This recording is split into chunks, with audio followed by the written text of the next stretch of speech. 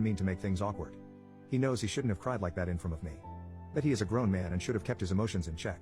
He said he had never had a major breakdown like that in 3 years. Usually, he is in control of his emotions. He then began to tell me the whole ordeal with his father. It just made me sick to my stomach. Back when he was in his final year in college, his mother had died the year before, his dad and mom got married too young because his mother was pregnant, and they were both in bad shape.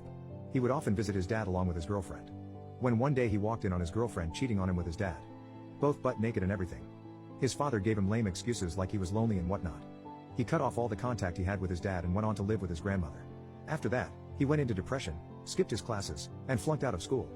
He went through intense therapy and has managed well on his own.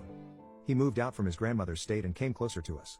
That poor boy was sobbing while he was telling me this story, but in excruciating detail. It almost made me cry.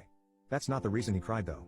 He cried because a few days ago, he received a letter from his grandmother that his father had taken his own life. He wrote a letter to James. James did read the letter, but he felt nothing. He showed me the letter. It was basically that bastard apologizing and asking for a chance. And at the end, he wrote, "Well done, my son." I got a little gist about what happened after the affair was discovered. His father and that girl were pretty much ostracized by everyone. They lived in a small town, so the word got around quickly. The father's friend basically disowned him, and every relative he had stopped talking to him. He lost his respect and dignity. He begged his mother to give up James's new address, but his grandmother refused.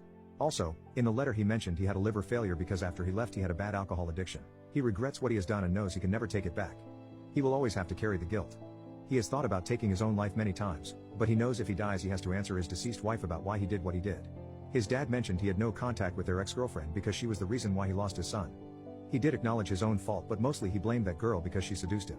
I can't believe even in his death he avoided accountability. James said he wasn't bothered by his death until that day when I called him son. If it was some other time, he wouldn't have reacted the way he did. It was just the timing. He cried because he knew he lost his father forever. He didn't even go to his funeral because he knew if he did his progress would go down the drain. But he misses having a father. He knows what his dad did was wrong, but they were both pretty close.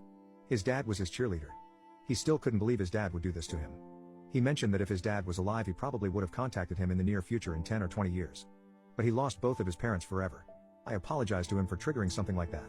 I also told him he is a wonderful man and any man would be proud to have a son like him. It's such a shame his dad threw it all away because he couldn't control his meat.